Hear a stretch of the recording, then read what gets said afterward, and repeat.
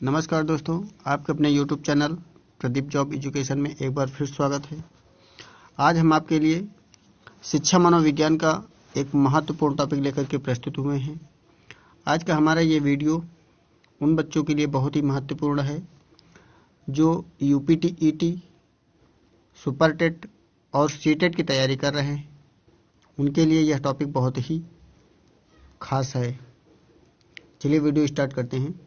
Video start करने से पहले एक बार बताना चाहेंगे, यदि आपने हमारे चैनल को लाइक एवं सब्सक्राइब नहीं किया है तो प्लीज़ आप हमारे चैनल को लाइक एवं सब्सक्राइब जरूर कर दिया करें। चलिए वीडियो स्टार्ट करते हैं। देखिए यहाँ पे ऊपर लिखा है शिक्षा मनोविज्ञान।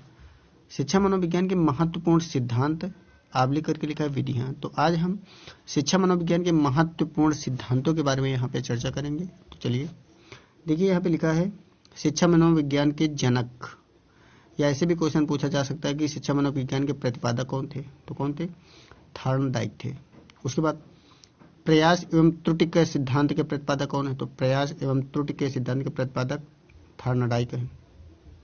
उसके बाद प्रयत्न एवं भूल सिद्धांत के प्रतिपादक कौन है? तो प्रयत्न एवं भूल सिद्धांत के प्रतिपादक थॉर्नडाइक है। उसके बाद संयोजनवाद सिद्धांत के प्रतिपादक कौन है? तो संयोजनवाद सिद्धांत के प्रतिपादक थॉर्नडाइक है। उद्दीपन अनुक्रिया का सिद्धांत के प्रतिपादक कौन है? तो इसके भी थॉर्नडाइक हैं। SR थ्योरी सिद्धांत के प्रतिपादक कौन है? तो SR थ्योरी सिद्धांत के प्रतिपादक जो है थॉर्नडाइक हैं। अधिगम का बंध सिद्धांत के प्रतिपादक कौन है? तो अधिगम का बंध सिद्धांत के प्रतिपादक थॉर्नडाइक हैं। संबंधवाद का सिद्धांत के प्रतिपादक कौन है? थॉर्नडाइक है। बहुखंड / बहुतत्व बुद्धि के सिद्धांत के प्रतिपादक थॉर्नडाइक है। तो ये जितने भी सिद्धांत यहाँ पे दिए हुए हैं इन सब के प्रतिपादक कौन है? थॉर्नडाइक हैं। तो इसको ध्यान से समझना।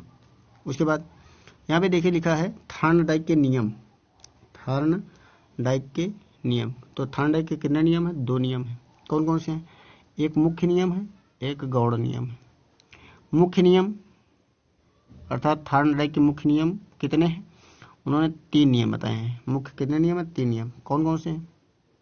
तत्परता का नियम, प्रभाव का नियम और अभ्यास का नियम। ये 3 इनके जो है मुख्य नियम हैं। और थॉर्नडाइक के मुख्य नियम का पहला नियम कौन सा है? तत्परता का नियम। दूसरा नियम प्रभाव का नियम। तीसरा नियम अभ्यास का नियम। ठीक, तो इसको आप बहुत अच्छे से पढ़ लेना। कई बार पेपर में पूछा गया है कि थॉर्नडाइक का दूसरा नियम क्या है? तो थॉर्नडाइक का दूसरा नियम प्रभाव का नियम। तो इनकी जो सीरीज है, सीरीज जरूर याद रखना कि जो ये 3 है, इन 3 की जो है सीरीज आपको बहुत ध्यान देकर पढ़ना है। उसके बाद यहाँ पर थॉर्नडाइक के गौण नियम कितने हैं? तो थॉर्नडाइक के गौण नियम देख लीजिए। तो थॉर्नडाइक के गौण नियम इन्होंने बताए हैं 5 नियम बताए हैं। कौन कौन से नियम? एक है अभिवृत्ति एवं मनोवृत्ति का नियम। उसके बाद बहु अनुक्रिया का नियम। तीसरा है आंशिक क्रिया का नियम। चौथा है सादृश्यीकरण का नियम। और 5वां है सहचर्य परिवर्तन का नियम। ये 5 जो है इनके कौन से नियम है? ये 5 जो है गौण नियम है। ठीक, तो मुख्य नियम और गौण नियम थॉर्नडाइक के जो दिए गए हैं इनको आप अच्छे से तैयार कर लेना। उसके बाद आगे चलते हैं। हमने 9 नंबर तक आपको पढ़ा दिया है। उसके बाद देखिए 10 नंबर पर है मनोविज्ञान के जनक कौन है। ठीक, ये जो 4 पॉइंट यहाँ पे लिखे हैं 10, 11, 12 और 13, ये बहुत ध्यान से आप देखना। मनोविज्ञान के जनक कौन है? तो मनोविज्ञान के जनक विलियम जेम्स है। आधुनिक मनोविज्ञान के जनक कौन है? तो आधुनिक मनोविज्ञान के भी जनक जो है विलियम जेम्स है। उसके बाद प्राचीन मनोविज्ञान के जनक कौन है? तो प्राचीन मनोविज्ञान के जनक पावलोव है। और शिक्षा मनोविज्ञान के जनक, इसको हमने ऊपर भी चर्चा की थी। तो शिक्षा मनोविज्ञान के जनक कौन है? तो थॉर्नडाइक है। ठीक, तो इसको ध्यान रखना, थॉर्नडाइक है। उसके बाद बुद्धि के सिद्धांत के देख लीजिए। बुद्धि के कौन कौन से सिद्धांत बताए गए हैं? तो बुद्धि का एक खंड या निरंकुशवादी सिद्धांत के प्रतिपादक कौन है? तो बुद्धि का एक खंड सिद्धांत चाहे कहिए और चाहे बुद्धि का निरंकुशवादी सिद्धांत कहिए, तो बिने, टर्मन और स्टर्न ठीक, एक सिद्धांत या निरंकुशवादी सिद्धांत के प्रतिपादक 3 लोग हैं, बिने, टर्मन, स्टर्न। उसके बाद बुद्धि का द्विखंड सिद्धांत के प्रतिपादक कौन है? तो बुद्धि का द्विखंड सिद्धांत के प्रतिपादक स्पीयरमैन है। बुद्धि के 3 खंड सिद्धांत के प्रतिपादक कौन है? तो इसके भी स्पीयरमैन है, स्पीयरमैन।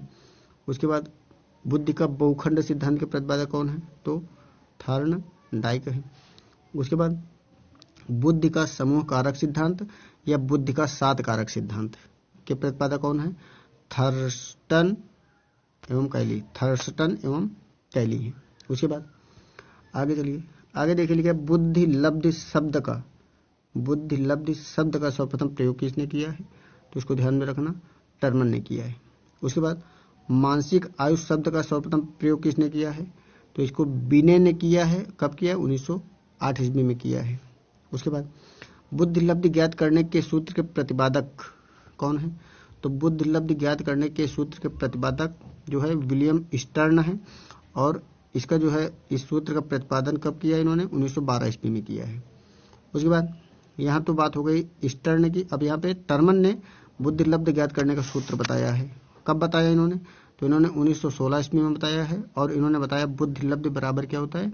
मानसिक आयु बटे वास्तविक आयु गुणे 100, या IQ बराबर MA बटे CA गुणे 100। इसको ये आप दोनों रूपों में याद रखना। उसके बाद चलिए आगे देखिए बुद्धि परीक्षण के जनक किसे माना जाता है? तो बुद्धि परीक्षण के जनक 2 लोग हैं, बिने और साइमन, ये 2 लोग हैं। उसके बाद है भारत में बुद्धि लब्धि का सर्वप्रथम प्रयोग कब और किसने किया? तो भारत में बुद्धि लब्धि का सर्वप्रथम प्रयोग 1922 ईस्वी में हुआ, और किसने किया? C.H. राइस ने किया है, C.H. राइस के द्वारा किया गया है। उसके बाद बुद्धि के 3 प्रकार हैं। कौन कौन से प्रकार हैं? एक मूर्त बुद्धि है, दूसरा अमूर्त बुद्धि है, और तीसरा सामाजिक बुद्धि है। तो इसको भी ध्यान में रखना, बुद्धि के प्रकार कौन कौन से होते हैं। उसके बाद बुद्धि के अन्य प्रकार की चर्चा हम करते हैं। अब देखिए यहाँ पे जो IQ है, IQ के आधार पर बुद्धि के प्रकार बताए गए हैं। तो जैसे बुद्धि लब्धि जो है या IQ जो है 140 से अधिक है तो प्रतिभाशाली बुद्धि कहा जाएगा, और इसकी प्रतिभाशाली बुद्धि लब्धि कितनी होती है? तो 140 से अधिक होती है। उसके बाद 120 से लेकर के 139 तक की बुद्धि को अति श्रेष्ठ बुद्धि कहा जाता है। क्या कहा जाता है? अति श्रेष्ठ बुद्धि कहा जाता है। 120 से लेकर के 139 तक। फिर 110 से लेकर के 119 तक की बुद्धि को श्रेष्ठ बुद्धि कहा जाता है, उसके बाद 90 से लेकर के 109 तक क्या कहा जाता है? सामान्य बुद्धि कहा जाता है। ठीक, सामान्य बुद्धि कहा जाता है। उसके बाद 80 से लेकर 89 के बीच में कौन सी बुद्धि होती है? तो 80 से लेकर 89 के बीच में मंद बुद्धि होती है। उसके बाद 70 से लेकर 79 के बीच में कौन सी बुद्धि होती है? तो 70 से लेकर के 79 के बीच में जो है क्षीण बुद्धि कही जाती है। और उसके बाद यदि 70 से कम है बुद्धि लब्धि तो उसको जड़ बुद्धि या अत्यंत क्षीण बुद्धि कहा जाता है, उसके बाद जो है उसके नीचे आ जाइए, तो उसके नीचे जो है 50 से 69 के बीच में कौन सी बुद्धि होती है? वो अल्प बुद्धि होती है। कौन सी होती है? अल्प बुद्धि। उसके बाद 25 से लेकर 49 के बीच में कौन सी बुद्धि होती है? तो जिसकी IQ 25 से लेकर के 49 के बीच में है तो उसे मूर्ख बुद्धि कहा जाता है। और सबसे नीचे आ जाती है 20 से 24 के बीच में कौन सी बुद्धि मानी गई है? तो 20 से 24 यदि IQ सीमा है तो उसे मूर्ख बुद्धि के अंतर्गत या महामूर्ख बुद्धि के अंतर्गत रखा गया। किसके अंतर्गत? 20 से 24 IQ है तो उसको महामूर्ख बुद्धि के अंतर्गत रखा गया है। तो इसमें देखिए जितने भी जो यहाँ पे बुद्धि के प्रकार बताए गए हैं, अन्य प्रकार जो बताए गए हैं, इनमें जो पेपर में जो पूछा जाता है वो ये 70 तक का पूछा जाता है कि प्रतिभाशाली बुद्धि की IQ क्या होती है, अति श्रेष्ठ बुद्धि की IQ क्या होती है, श्रेष्ठ बुद्धि की IQ क्या होती है, और सामान्य बुद्धि की IQ क्या होती है, मंद बुद्धि की क्या होती है, और क्षीण बुद्धि की क्या होती है, और अंत में जड़ बुद्धि और ये अत्यंत क्षीण बुद्धि। ठीक, अत्यंत क्षीण बुद्धि। इसमें जो सबसे ज्यादा पूछा जाता है वो आपका प्रतिभाशाली, और ये 4 जो हैं, ये 4 सबसे ज्यादा पेपर में पूछे जाते हैं। ठीक, तो इसको आप बहुत अच्छी तरह से तैयार कर लेना। उसके बाद देखिए नीचे दिया है बुद्धि की कुछ परिभाषाएं दी गई हैं, कुछ जो है विचारकों ने दी है। तो यहाँ पे देखिए बुद्धि की परिभाषाएं, बुद्धि की परिभाषाओं में नंबर 1 पर कौन सी परिभाषा पहले देखिए, बुद्धि कार्य करने की एक विधि है। ये परिभाषा किसने दी है? तो बुद्धि कार्य करने की एक विधि है, इसको वुडवर्थ ने कहा है। क्या किसने कहा? वुडवर्थ ने। उसके बाद बुद्धि ज्ञान का अर्जन करने की एक क्षमता है। तो बुद्धि ज्ञान का अर्जन करने की एक क्षमता है, ये कथन किसका है? ये वुडरो का है, वुडरो। उसके बाद बुद्धि अमूर्त विचारों में सोचने की योग्यता है, ये किसका कथन है? तो बुद्धि अमूर्त विचारों में सोचने की योग्यता, ये टर्मन का कथन है। उसके बाद बुद्धि पहचानने तथा सीखने की शक्ति है। तो बुद्धि पहचानने तथा सीखने की शक्ति है, ये किसने कहा है? ये गार्टर ने कहा है। किसने कहा है? गार्टर ने कहा है। और अंत में है बुद्धि उत्तम क्रियाओं की शक्ति है। बुद्धि उत्तम क्रियाओं की शक्ति है, ये कथन किसका? ये थॉर्नडाइक है। तो जो ये परिभाषाएं छोटी छोटी बताई गई हैं, इनको भी आप अच्छे से तैयार कर लेना। हर बार शिक्षा मनोविज्ञान में जो है एक क्वेश्चन या 2 क्वेश्चन जो है कोटेशन से रखे जाते हैं कि कौन सी परिभाषा किस जो है राइटर ने कही है, तो इसको ध्यान में रख लेना। और जो हमने बुद्धि के जो अन्य प्रकार बताए हैं, इसको आप बहुत अच्छी तरह से पढ़ लेना। इनमें 1 या 2 क्वेश्चन हर बार पेपर में पूछे जाते हैं। और जो ऊपर हमने बताया है कि महत्वपूर्ण सिद्धांत जो बताए हैं और बुद्धि लब्धि से संबंधित जितने भी हमने आपको पॉइंट बताए हैं या बुद्धि के कौन कौन से सिद्धांत हैं, इन सिद्धांतों को बहुत अच्छी तरह से पढ़ लेना। जो जनक हैं प्राचीन मनोविज्ञान या आधुनिक मनोविज्ञान या शिक्षा मनोविज्ञान या मनोविज्ञान है, तो इसको देख लेना। और जो है थॉर्नडाइक के मुख्य नियम और गौड़ नियम, मुख्य नियम में सबसे जरूरी चीज है कि पहला नियम कौन सा है, दूसरा नियम कौन सा और तीसरा नियम। तो मुख्य नियम में जो सीरीज है, तत्परता का नियम, प्रभाव का नियम और अभ्यास का नियम, ये सीरीज जरूर ध्यान में रखना। पहला नियम तत्परता का नियम, दूसरा नियम प्रभाव का नियम और तीसरा अभ्यास के नियम है। ठीक, तो इस तरह से यह टॉपिक आज का आपका यहीं पर समाप्त होता है। कल जो है शिक्षा मनोविज्ञान की जो है महत्वपूर्ण विधियों के बारे में जो है फिर से एक टॉपिक के साथ फिर से उपस्थित होंगे। तब तक सभी दोस्तों से नमस्कार।